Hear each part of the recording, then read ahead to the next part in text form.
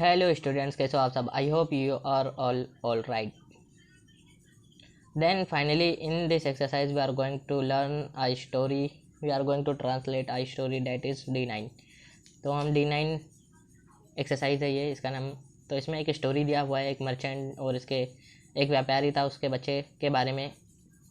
एक जो हमने सुनी होगी पहले, एक ऐसी स्टोरी है, उसको हम ट्रांसलेट करेंगे, जिसको ट्रांसलेट करने में बहुत ही मज़ा आएगा। तो इस लेक्चर में आज हम यही करेंगे। आई होप आप सभी ने पिछली एक्सरसाइज को कर लिया होगा। तो चलिए अब इसको अच्छे से शुरू करते हैं। देखिए, आप जो भी एक्सरसाइज करते हैं उसको अगर 3 4 5 मिस्टेक आती है तो उसको दोबारा लिखिए, बिना देखे लिखिए, तभी आपको अच्छे से प्रैक्टिस होगी। वरना आप आगे बढ़ते जाएंगे, आगे की एक्सरसाइज करते जाएंगे तो आपको अच्छे से नहीं आएगा। आपको लगेगा हाँ मेरे को आ रहा है, पर बिना देखे जब तक आप ट्राई कीजिए। अगर आपकी 4 5 से कम मिस्टेक आती है तो ठीक है, अगर उससे ज़्यादा आपकी मिस्टेक आ रही तो तब तक उसको आप दोबारा लिखिए, बिना देखे लिखने की कोशिश कीजिए और फिर उसको आंसर से मैच कीजिए। अगर मैं इस वीडियो में कहीं भी कुछ गलती करता हूँ या फिर कुछ मेरे आंसर्स में गलती हो जाती है तो आप कमेंट में उसको ज़रूर बताइए। गलती हर किसी से भी होती है, हो जाती है, तो उसको आप कमेंट में ज़रूर बताइए ताकि कोई दोबारा उसको रिपीट ना कर सके। और हो सके तो टाइम मेंशन भी कर दिया करो कि यहाँ पे कुछ गलती है, तो कोई दूसरा बंदा देखेगा तो उससे वो गलती रिपीट नहीं होगी। तो चलिए आज का ये लेक्चर स्टार्ट करते हैं। Then first line is there, एक गांव में एक व्यापारी था। एक गांव में एक व्यापारी था। तो क्या वो व्यापारी को क्या बोलते हैं? मर्चेंट बोलते हैं। मर्चेंट मतलब व्यापारी। तो इसको हम किस तरीके से लिखेंगे? देयर वॉज ये पास्ट टेंस है ना, तो वॉज आएगा। There was a merchant in a village. Village मतलब गांव। देयर वॉज यानी वहाँ था। वहाँ, ये वहाँ, इसमें हम आप बोलोगे इसमें वहाँ क्यों नहीं है, पर कुछ सेंटेंसेस जैसे रहते हैं जो डायरेक्टली नहीं बनते उसको हम देयर से बनाते हैं। देयर वॉज वहाँ था अ मर्चेंट यानी एक व्यापारी था, इन अ विलेज एक गाँव में एक व्यापारी था। जिस तरीके से हम कहते हैं एक राजा था तो देयर वॉज अ किंग, उसमें वहाँ नहीं है फिर भी हम ये यूज़ करते हैं। ये इंग्लिश बनाने का सेंटेंस तरीका है, इसको हम वहाँ पे यूज़ करते हैं। देयर वॉज वहाँ था अ मर्चेंट इन अ विलेज यानी एक गाँव में एक व्यापारी थे। इसको इतना ही पढ़ते, देयर नहीं पढ़ते, लेकिन देयर हम लिखते हैं। ये डायरेक्ट देखिए ना, डायरेक्ट इसको किस तरीके से बनाएंगे? अ merchant in a village was, या फिर वॉज डायरेक्ट वॉज भी नहीं लगा सकते ना, समझ रहे ना आप। वॉज सिर्फ was a merchant in a village तो ये बनेगा नहीं ना, कुछ लगाना पड़ेगा। तो there was a merchant in a village, एक गांव में एक व्यापारी था, उसका उसे एक बेटा था। तो ये किस तरीके से बोलेंगे? ही ही देखिए, ही हैड यानी उसके पास था, उसे था। ही हैड अ सन, इसलिए माता पिता उसे बहुत प्यार करते थे। सो पेरेंट्स पेरेंट्स या फिर mom dad, otherwise mother and father भी लिख सकते हैं। पेरेंट्स मतलब दोनों हो गए। पेरेंट्स लव्ड, यहाँ पे देखिए ईडी क्यों लगाया मैंने, लव्ड क्यों लिखा? लव भी लिख सकता हूँ। लव मतलब प्यार करते हैं, पर लव्ड मतलब पास्ट टेंस हो गया, ईडी लगाते थे ना। माता पिता, पेरेंट्स लव्ड यानी माता पिता प्यार करते थे। Loved him very much, him यानी उसे, हिम वेरी मच उसे बहुत प्यार करते थे। वे उसका अच्छा ख्याल रखते थे। दे टुक दे टुक दे टुक यानी वो रखते थे गुड केयर ऑफ हिम, ये उसका अच्छा ख्याल रखते थे। दे टुक यानी वो रखते थे, गुड केयर मतलब अच्छा ख्याल, ऑफ हिम उसका। लेकिन लाड प्यार से बच्चा बिगड़ गया। बट मतलब लेकिन, लाड प्यार से बच्चा बिगड़ गया।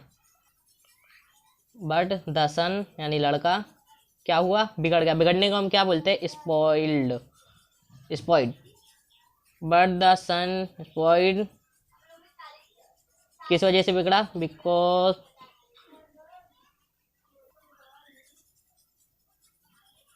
Because of पेम्पेरिंग। पेम्पेरिंग मतलब लाड प्यार, बिकॉज ऑफ पेम्पेरिंग। बट द बच्चा बिगड़ गया, लाड प्यार से बच्चा बिगड़ गया। इतना आ गया समझ में? बट द सन स्पॉइल्ड मतलब वो बिगड़ गया बिकॉज ऑफ पेम्पेरिंग, लाड प्यार से। जो ये जो न्यू न्यू वर्ड आ रही है इसको आप लिख लीजिए, आप देखते रहोगे तो आपको याद हो जाएगा। इसको अलग जगह लिख लीजिए, ओके। उसे बुरी आदतें थी, उसे बुरी आदतें थी, इसको किस तरीके से लिखेंगे?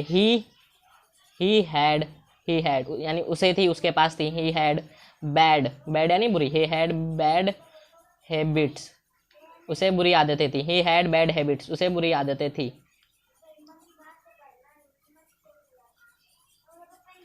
वो बाप का पैसा बर्बाद करता था। इसको देखिए किस तरीके से बोलेंगे, ही वेस्ट, ही वेस्ट यानी वो बर्बाद करता था। ही वेस्ट बाप का पैसा, तो फादर, फादर लिखे कॉमा लगाए, एस यानी बाप का मतलब पिता का। ही वेस्ट यानी वो बर्बाद करता था। क्या बर्बाद करता था? फादर्स। ही वेस्टेड यानी वो बर्बाद करता था, ये टी ई डी आएगा। ही वेस्टेड फादर्स मनी यानी अपने पिता का पैसा वो बर्बाद करता था। फादर्स यानी यहाँ कॉमा लगा के एस लगाते, तो मैंने पहले भी बताया था, कॉमा लगा के एस लगाते तो उसका मतलब होता है उनका, फादर्स मनी, वो बाप का पैसा बर्बाद करता था। आगे देखते हैं। उसे ये एहसास नहीं हुआ कि उसे बाप के पैसे बर्बाद नहीं करने चाहिए। उसे यह एहसास नहीं हुआ, तो ही नहीं हुआ, तो नहीं को क्या बोलते? He did not realise, he did not realise that, की को क्या बोलेंगे? ही डिड नॉट रियलाइज यानी उसे यह एहसास नहीं हुआ, that he should not, he should not waste father's money. अब बताइए इसमें कोई डाउट है सेंटेंस में? ही डिड नॉट रियलाइज यानी उसे यह एहसास नहीं था। ही डिड नॉट मतलब नहीं, ही रियलाइज उसे यह एहसास नहीं था, रियलाइज मतलब एहसास होना। दैट ही शुड नॉट उसे चाहिए, क्या करना चाहिए? नॉट वेस्ट, उसे वेस्ट नहीं करना चाहिए। फादर्स मनी पिता के पैसे वेस्ट बर्बाद नहीं करने चाहिए। बेटे को सुधारने की बाप ने बहुत कोशिश की। फादर कोशिश किया, पिता ने कोशिश किया, तो क्या बोलेंगे? ट्राई, ट्राई मतलब कोशिश करना, तो ट्राइड कोशिश कर चुका मतलब पास्ट टेंस हो गया ना, पास्ट टेंस है ये। फादर ट्राइड वेरी मच, बहुत ज़्यादा कोशिश की, क्या? To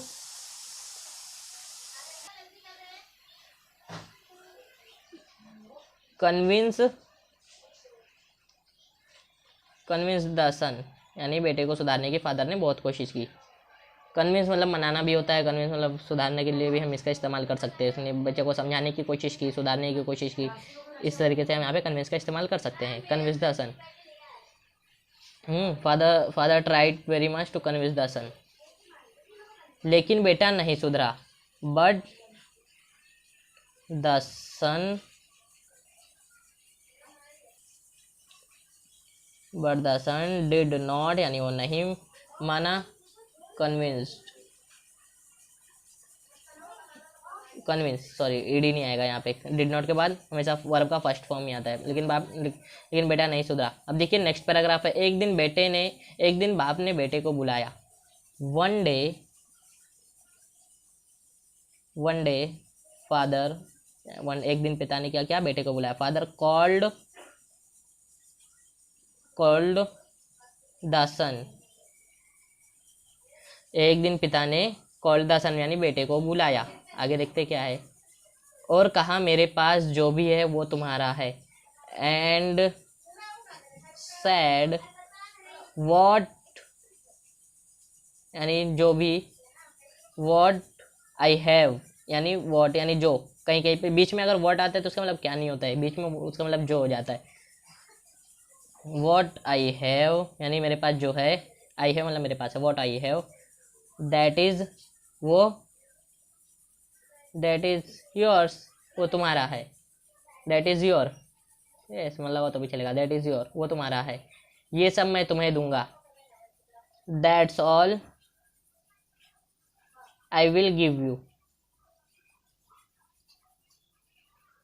that's all I will give you ये सब मैं तुमको दूंगा। आई विल गिव, ये फ्यूचर टेंस है ना, आई विल गिव मतलब मैं तुम्हें दूंगा, ये सब मैं तुम्हें दूंगा, लेकिन एक शर्त है। बट देखिए जो हमने स्टार्टिंग में देयर से यूज़ किए थे वहाँ ये भी देयर से स्टार्ट होगा। But there is a condition, there is a condition, एक ही कंडीशन पे मैं तुम्हें दूंगा। देयर इज अ कंडीशन लेकिन एक शर्त है, लेकिन एक शर्त है, तुम्हें ये साबित करना होगा। अगला सेंटेंस है तुम्हें ये साबित करना होगा। तो होगा के लिए यू हैव, क्या हम यूज़ करते थे, तुम्हें ये करना होगा, तुम्हें ये करना है, ये हमने देखे है ना। यू हैव टू, यू है मतलब तुम्हारे पास, अगर टू लग गया तो मतलब तुम्हें ये करना है, तुम्हें ये करना होगा। You have to prove, prove मतलब साबित, यू हैव टू प्रूव, तुम्हें करना होगा क्या, प्रूव तुम्हें साबित करना होगा, प्रूव लगे यानी तुम्हें साबित करना होगा। दैट तुम भी कमा सकते हो, अगला सेंटेंस है तुम भी कमा सकते, दैट यू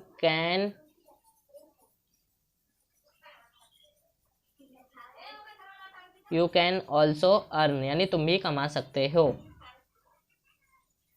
फिर आगे, जब तक तुम साबित नहीं करते हो, तो मतलब you do not prove, you do not मतलब नहीं, ये प्रेजेंट टेंस है ना तो डू नॉट आया। You do not prove till, यानी तब तक, टिल देन तुम्हें 1 रुपया नहीं मिलेगा।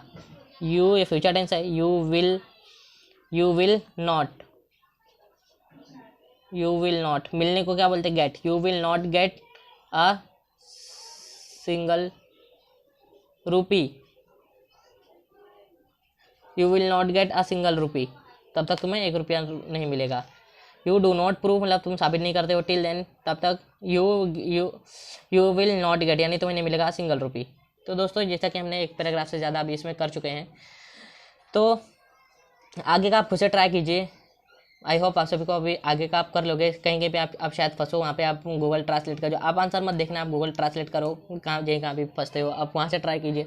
और फिर भी अगर आपको कुछ प्रॉब्लम है, उसके बाद आपका जब पूरा आंसर मैच हो जाए, मतलब आपका पूरा हो जाए करके, तो आप जो मैंने आंसर शीट दिया है उसमें आप मैच कीजिए। आपको डिस्क्रिप्शन में इसका नोट्स मिल जाएंगे, हिंदी में और इंग्लिश में भी ट्रांसलेशन किया हुआ, आप मैच कीजिए। अगर आपका ज़्यादा मिस्टेक्स आते हैं तो फिर you have to repeat that, you should repeat.